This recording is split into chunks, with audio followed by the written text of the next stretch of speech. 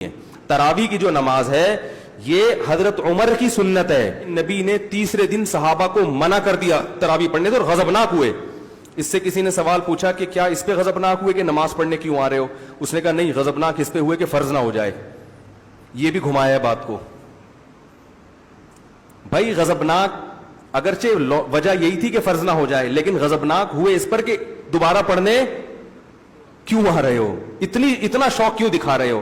تو حدیث کے مطابق تو غامدی صاحب کی بات پھر صحیح معلوم ہوتی ہے کہ تراویح سرے سے بولو بھائی پڑھنی ہی نہیں چاہیے، کیونکہ نبی تو غضبناک ہو رہے ہیں کہ کیوں آ رہے ہو. حضرت ابوبکر صدیق رضی اللہ تعالیٰ کے دور تک یوں ہی چلتا رہا. حضرت عمر کا دور آیا تو حضرت عمر رضی اللہ تعالیٰ نے 2-3 کام اس میں شامل فرمائے. نمبر 1 فرمایا اب پورا مہینہ مسجد پڑھیں گے. نمبر 2 پورا قرآن پاک پڑھیں گے. نمبر 3 باجماعت پڑھیں گے. نمبر 4 پورا مہینہ پڑھیں گے. اذان میں الصلاۃ خیر من النوم کا لفظ حضرت عمر نے بڑھا دیا تھا. ان کے اندر بخاری کے الفاظ ہیں، آپ علیہ السلام سخت ناراض ہوئے اسی حدیث میں، اور آپ نے فرمایا کہ جاؤ اپنے گھروں میں جا کے نماز پڑھو. اور وہ جو میں نے پہلی حدیث بیان کی تھی نا، وہ اسی حدیث کا ہے. آپ علیہ السلام فرمایا کہ مرد کا فرض کے سوا باقی جو نفلی نمازیں سب سے افضل نماز وہ ہے جو اپنے گھر میں پڑھتا ہے. میری اس مسجد میں نماز پڑھنے سے بھی بہتر نماز ہے.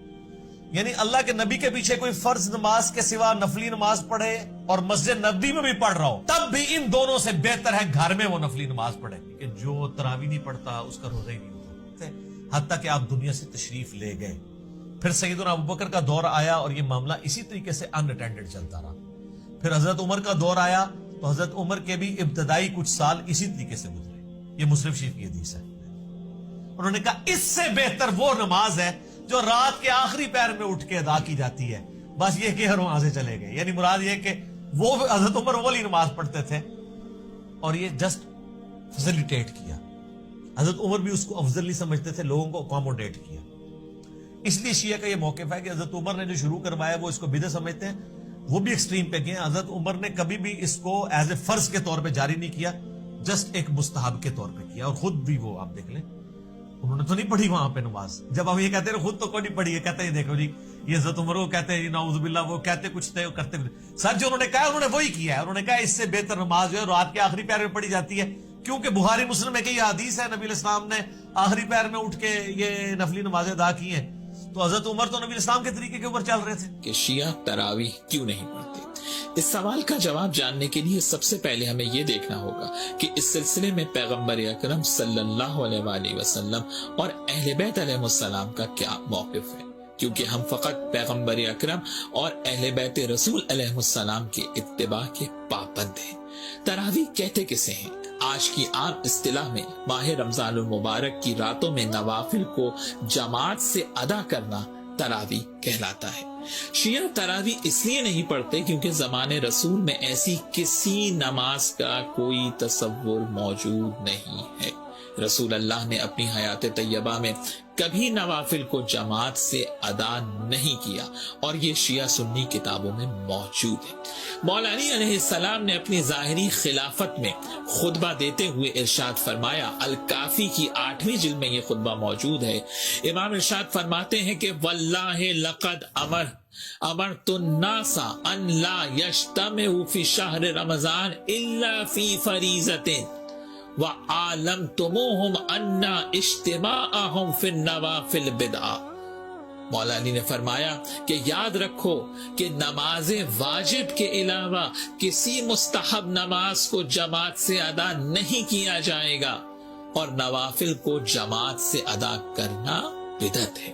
مولا علی علیہ السلام نے جو حق بات تھی سیرت رسول کے مطابق وہ لوگوں کو بتا دی. کیا باب مدینۃ العلم سے زیادہ بھی کوئی سیرت رسول اور سنت رسول کو جانتا تھا کہ ماہ رمضان المبارک میں نوافل کو ادا کریں، مستحب نمازیں ہیں، قیام اللیل کریں، لیکن ایسے انجام دیں جو رسول اللہ صلی اللہ علیہ وآلہ وسلم کی سنت کے عین مطابق ہو.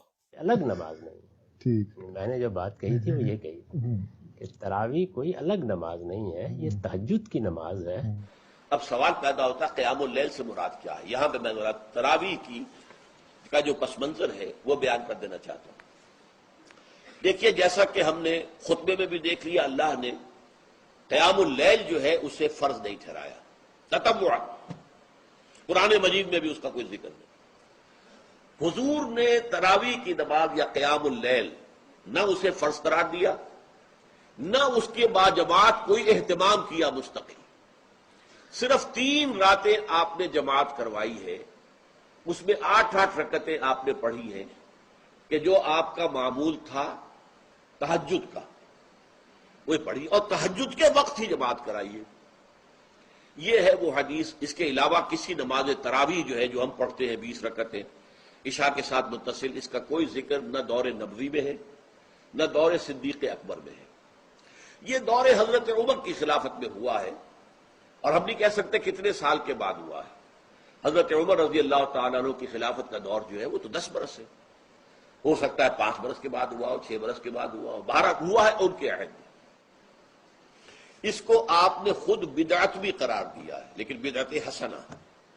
بدعت کس اعتبار سے؟ لغوی اعتبار سے، نئی بات، اس لیے کہ حضور کے زمانے میں نہیں تھی۔